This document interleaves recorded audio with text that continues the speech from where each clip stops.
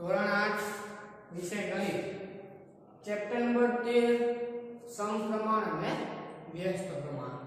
તો છેલ્લે આપણે આ ચેપ્ટરમાં 7મા લેક્ચરની અંદર વ્યસ્ત પ્રમાણ વિશે ભણ્યા બરાબર।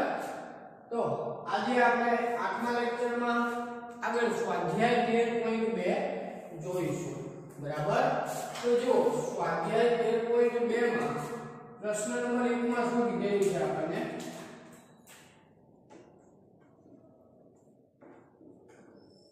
પ્રશ્ન નંબર 1 જો તમારી ટેક્સ્ટબુકમાં પ્રશ્ન નંબર 1 ની રકમ જોજો કે નીચેનામાંથી કયા વિધાનો વ્યસ્ત પ્રમાણમાં છે એવું કીધું। નીચેનામાંથી કયા વિધાનો વ્યસ્ત પ્રમાણમાં છે?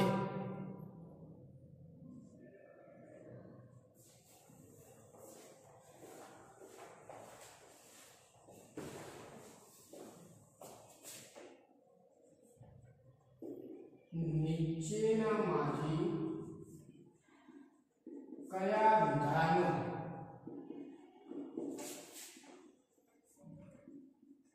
વ્યસ્ત પ્રમાણમાં છે? આવો પ્રશ્ન પૂછેલો બરાબર। વિધાન આપેલા છે તો વિધાન પહેલા આપણે લખી નાખીએ। એમાંનું પહેલું વિધાન જો શું કીધું છે કે કોઈ એક કામમાં કારીગરોની સંખ્યા કોઈ એક કામમાં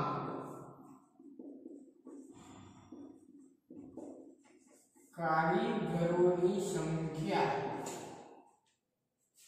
અને કામ પૂરું કરવા માટે લાગતો સમય અને કામ પૂરું કરવા માટે લાગતો સમય।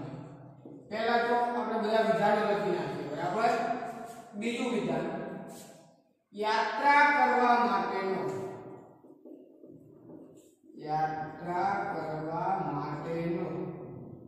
કુલ સમય અને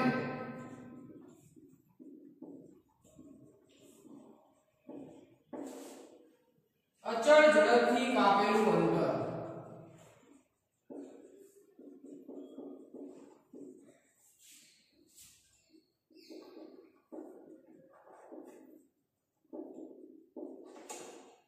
ત્રીજું વિધાન એક ખેતરનું ક્ષેત્રફળ અને એક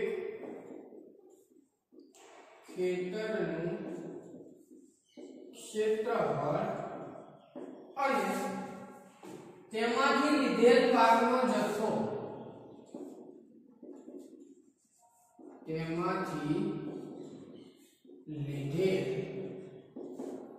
પાકનો જથ્થો ચોથું વિધાન છે એક નિશ્ચિત યાત્રા માટે લાગતો સમય એક નિશ્ચિત યાત્રા માટે લાગતો સમય અને વાહનની ઝડપ।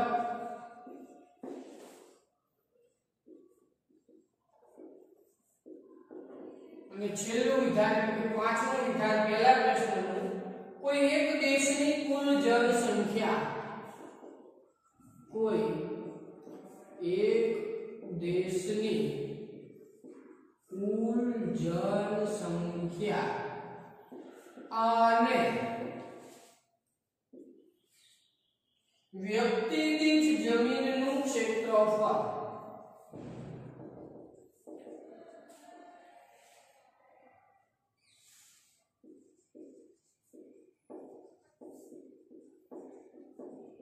બરાબર। આવા આપણને અલગ અલગ 5 વિધાન આપેલા છે અને એવું કીધું છે કે આ વિધાનોમાંથી કયા વિધાનો વ્યસ્ત પ્રમાણમાં છે બરાબર। તો વ્યસ્ત પ્રમાણ એટલે શું કે જો એક રાશિ વધે તો બીજી રાશિ છે એ એટલા જ પ્રમાણમાં ઘટે, અથવા તો એક રાશિ ઘટે તો બીજી રાશિ એટલા જ પ્રમાણમાં વધે. તો બંને રાશિઓ કેવા પ્રમાણમાં છે એવું કહેવાય? વ્યસ્ત પ્રમાણમાં છે તેવું કહેવાય. બરાબર. તો પહેલું વિધાન જુઓ કે કોઈ એક કામમાં કારીગરોની સંખ્યા અને કામ પૂરું કરવા માટે લાગતો સમય. બરાબર. તો આમાં આપણને એટલી ખબર પડે, પહેલું વિધાન જુઓ, એના જવાબ લખીએ આપણે. બરાબર. કે કોઈ એક કામમાં કારીગરોની સંખ્યા અને કામ પૂરું કરવા માટે લાગતો સમય. બરાબર. તો આપણને એટલું ખબર પડે કે કોઈ કામ આપણે પૂરું કરવું હોય, જો 2 કારીગર હોય તો એના માટે વધુ સમય લાગે. પણ જો કારીગરની સંખ્યા વધે તો સમય શું થાય? ઘટે. 2 માંથી માની લો કે 5 કારીગર કરું તો કામ પૂરું ઝડપથી થશે.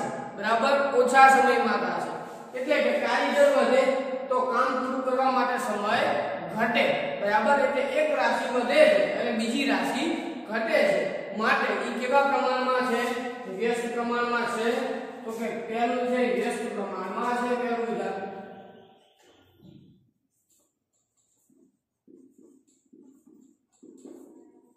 બરાબર. જો બીજું વિધાન, યાત્રા કરવા માટેનો કુલ સમય અને અચળ ઝડપથી કાપેલું અંતર. હવે અચળ ઝડપ એટલે એક સરખી ઝડપ. બરાબર. કેવી ઝડપ? એક સરખી. તો કે ઝડપ અચળ છે અને સમય ઝડપના કેવા પ્રમાણમાં છે? સમપ્રમાણમાં. બરાબર. યાત્રા કરવા માટેનો કુલ સમય, માની લો કે આપણી પાસે કુલ સમય 5 કલાકનો અથવા તો 5 દિવસનો છે. કેટલા દિવસનો? 5 દિવસનો. બરાબર. અને અચળ ઝડપથી કાપેલું અંતર. અચળ એટલે કે એક સરખી ઝડપે તમે અંતર કાપો છો કે 50 કિલોમીટર પ્રતિ કલાક. બરાબર. તો 5 દિવસ પૂરા થશે તો કે નહીં થાય. માટે કુલ સમય એ ઝડપ બંને કેવા પ્રમાણમાં છે? સમપ્રમાણમાં. બરાબર. માટે આ વિધાન છે વ્યસ્ત પ્રમાણમાં છે નહીં, એટલે કે વ્યસ્ત પ્રમાણમાં નથી.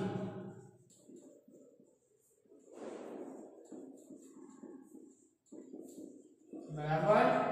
જો આગળ ત્રીજું વિધાન, એક ખેતરનું ક્ષેત્રફળ અને એમાંથી લીધેલ પાકનો જથ્થો. બરાબર. આપણી ભાષામાં આપણે ખેતરને શેમાં માપીએ છીએ? વીઘામાં. બરાબર. તો ખેતરનું ક્ષેત્રફળ વધુ હોય તો એમાંથી લીધેલ પાક વધુ હોય અથવા તો ક્ષેત્રફળ ઓછું હોય તો લીધેલો પાક કેવો હોય? ઓછો. બરાબર. વ્યસ્ત પ્રમાણ એટલે શું? એક રાશિ વધે તો બીજી રાશિ વધે. વ્યસ્ત પ્રમાણ એટલે એક રાશિ વધે તો બીજી રાશિ ઘટે, અથવા તો એક રાશિ ઘટે તો બીજી રાશિ વધે. તો એ કેવા પ્રમાણમાં કહેવાય? વ્યસ્ત પ્રમાણ. બરાબર. સમપ્રમાણમાં એક રાશિ વધે તો બીજી રાશિ એટલા જ પ્રમાણમાં વધે, એક ઘટે તો બીજી એટલા જ પ્રમાણમાં ઘટે. એ સમપ્રમાણ કહેવાય. બરાબર. તો ત્રીજું વિધાન એવું કંઈક જ છે. શું કીધું છે ત્રીજા વિધાનમાં? કે ખેતરનું ક્ષેત્રફળ અને એમાંથી લીધેલ પાકનો જથ્થો. બરાબર. જો ખેતરનું ક્ષેત્રફળ વધુ હોય તો પાકનો જથ્થો આપણને વધુ મળે ને? અથવા તો જો ખેતરનું ક્ષેત્રફળ ઓછું હોય તો પાકનો જથ્થો આપણને કેવો મળે? ઓછો મળે. માટે વ્યસ્ત પ્રમાણમાં નથી, પણ કેવા પ્રમાણમાં છે? સમપ્રમાણમાં. એટલે કે વ્યસ્ત પ્રમાણમાં નથી. બરાબર. ચલો જો આગળ ચોથું વિધાન, એક નિશ્ચિત યાત્રા માટે નક્કી કરેલી યાત્રા એટલે પ્રવાસ માટે લાગતો સમય અને વાહનની ઝડપ. તો છે વ્યસ્ત પ્રમાણમાં. વાહનની ઝડપ જો તમે વધારો, વાહનની ઝડપ તમે વધારો તો નક્કી કરેલો જે સમય છે એ શું થવાનો? ઘટવાનો. બરાબર. અને જો ઝડપ ઘટાડો તો સમય વધશે ને? બરાબર. માટે કેવા પ્રમાણમાં છે? વ્યસ્ત પ્રમાણમાં છે. બરાબર. અને જો છેલ્લું વિધાન, કોઈ એક દેશની કુલ જનસંખ્યા અને વ્યક્તિ દીઠ જમીનનું ક્ષેત્રફળ જ जनसंख्या એટલે કે માણસો વ્યક્તિઓની સંખ્યા એક દેશની બરાબર તો આ વિધાન વ્યસ્ત પ્રમાણમાં છે કે તો કે જો કુલ દેશની જનસંખ્યા એટલે કે વસ્તી વધે તો વસ્તી એટલે કે વ્યક્તિની જમીનનું ક્ષેત્રફળ ઘટવાનું બરાબર અને જો જનસંખ્યા ઘટે તો વ્યક્તિ દીઠ જમીનનું ક્ષેત્રફળ વધવાનું એટલે કે એક રાશિ વધે છે તો બીજી રાશિ ઘટે છે અને એક ઘટે છે તો બીજી વધે છે માટે ઈ વિધાન વ્યસ્ત પ્રમાણમાં છે બરાબર ખ્યાલ આવે છે દરેક જણને બરાબર તો વ્યસ્ત પ્રમાણમાં કયા વિધાનો છે અને કયા નથી આપણે નક્કી કર્યું બરાબર ચલો આગળ જોઈએ પ્રશ્ન નંબર 2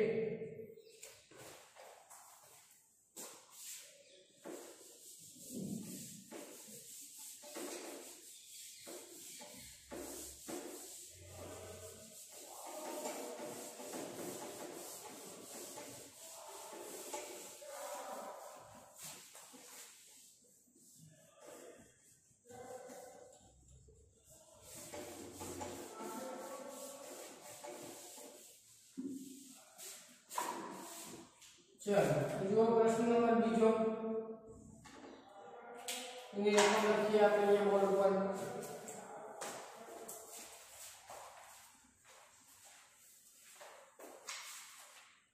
एक टेलीविजन के अंशों एक टेलीविजन એટલે કે ટીવી गेम शो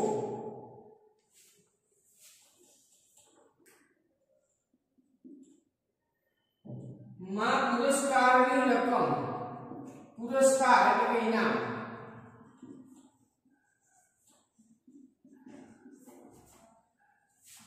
રૂપિયા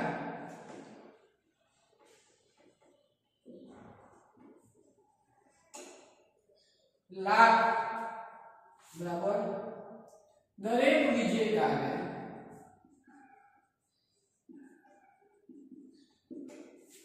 સરખા ભાગે વહેંચવામાં આવે છે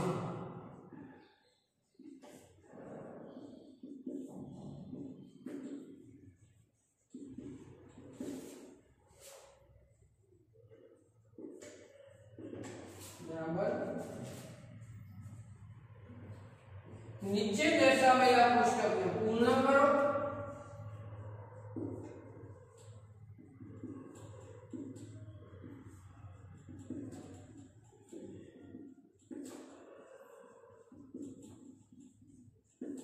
અને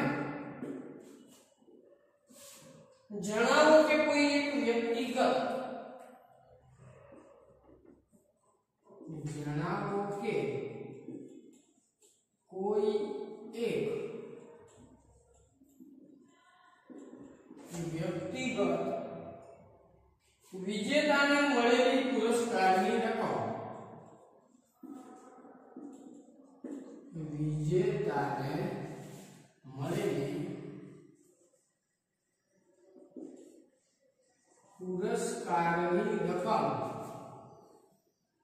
કુલ વિજેતાઓની સંખ્યાના કુલ વિજેતાઓની સંખ્યાના સમપ્રમાણમાં છે કે વ્યસ્ત પ્રમાણમાં સમપ્રમાણમાં છે કે વ્યસ્ત પ્રમાણમાં બરાબર જો રકમમાં હજી આપણે કોષ્ટક આપેલું છે તો સૌપ્રથમ આપણે કોષ્ટક દોરી નાખીએ વિજેતાઓની સંખ્યા કોષ્ટક દોરીએ પહેલા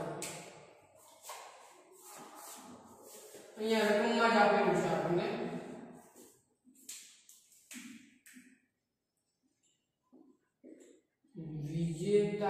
વિજેતાઓની સંખ્યા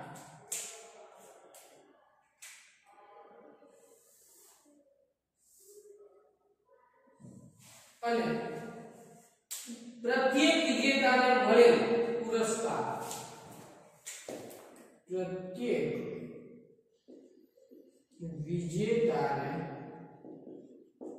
મળેલ પુરસ્કાર શેમાં આપેલો છે રૂપિયા બરાબર કોષ્ટકમાં આપણને કીધું છે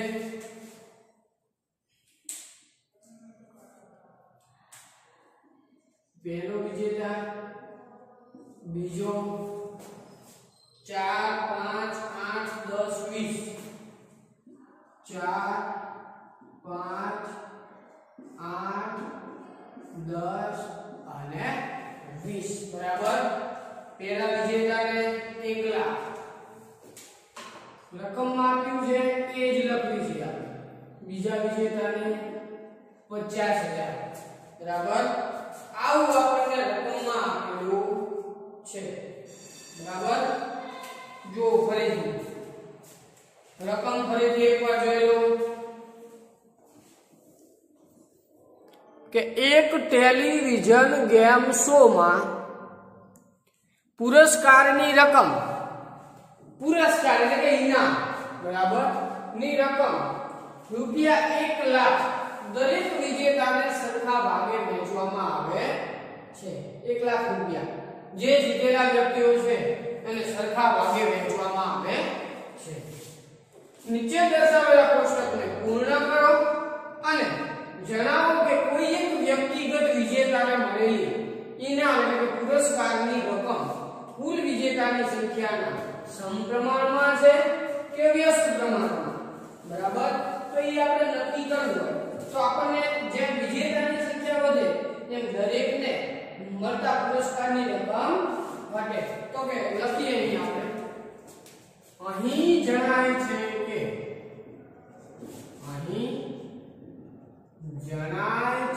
કે શું જણાય છે આપણને કે વિજેતાઓ બરાબર વિજેતાઓની સંખ્યા જેમ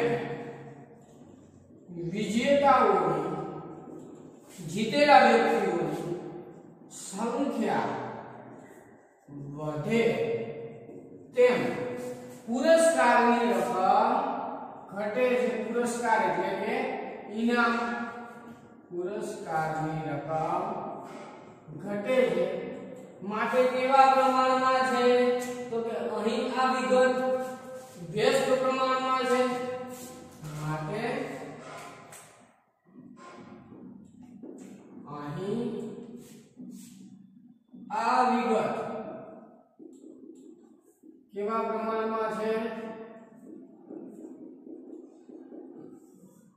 વ્યસ્ત પ્રમાણમાં છે બરાબર ખ્યાલ આવે છે દરેકને વ્યસ્ત પ્રમાણ એટલે તો કે એક રાશિ વધે તો બીજી રાશિ ઘટે અને એક રાશિ ઘટે તો બીજી રાશિ વધે એટલે એ કેવા પ્રમાણમાં કહેવાય વ્યસ્ત પ્રમાણમાં તો અહીંયા છે વ્યસ્ત પ્રમાણમાં તો કે હા કેમ કે વિજેતાની સંખ્યા વધે એમ પુરસ્કારની રકમ ઘટે બરાબર માટે વ્યસ્ત પ્રમાણમાં છે તો આ કોષ્ટકને આપણે પૂરું કરવાનું છે તો તમે કેવી રીતે પૂરું કરશો કયો સંબંધ વાપરશો x1y1 x2y2 વાપરશો બરાબર 4 તો કે x1 y1 બરાબર x2 y2 સંબંધનો ઉપયોગ કરતા બરાબર કયો સંબંધ x1 y1 બરાબર x2 y2 તો x1 એટલે કેટલા લેશો 1 અને y1 એટલે 1 લાખ થશે તો કે 1 ગુણ્યા 1 લાખ બરાબર x2 y2 અહીંયાથી આપણે x2 y2 લખીએ તો x2 એટલે 4 અને y2 શોધવાના બરાબર y2 ને કરતા બનાવો બને તો કે y2 બરાબર 1 લાખ છેદમાં કેટલા આવ્યા 4 1 લાખ નો ચોથો ભાગ એટલે કેટલા થશે 25000 બરાબર તો અહીંયા આપણને જવાબ કેટલો મળશે 25000 મળે કે ના મળે બરાબર એ જ સંબંધનો ઉપયોગ કરી x1 y1 બરાબર x3 y3 એ જ સંબંધ થશે ને. ચાલો તો x1 એટલે 1 y1 એટલે 1 લાખ બરાબર. એવી જ રીતના 5 ગુણ્યા y3 થશે.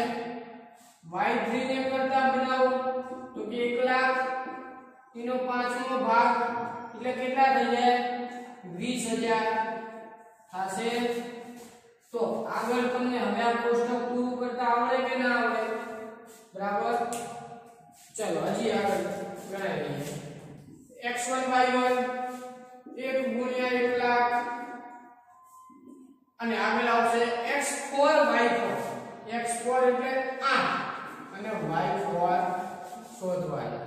ચલો y4 ને તમે કરતા બનાવો તો 1 લાખ ભાગ્યા 8 1 લાખ ને 8 વડે ભાગો કેટલો જવાબ મળશે 12500 કેટલો 12500 બરાબર. તો y4 ની કિંમત આપણને મળશે 12500. એવી જ રીતના 10 અને 20 બરાબર. તો તમે આટલું કોષ્ટક જે બે ખાના બાકી છે એ તમે જાતે પૂરા કરી નાખજો. કયું પ્રમાણ છે તો કે વ્યસ્ત પ્રમાણ બરાબર. આવતા એટલે કે 9મા લેક્ચરની અંદર આપણે આ સ્વાધ્યાયમાં ત્રીજા લેક્ચરથી શરૂઆત કરીશું.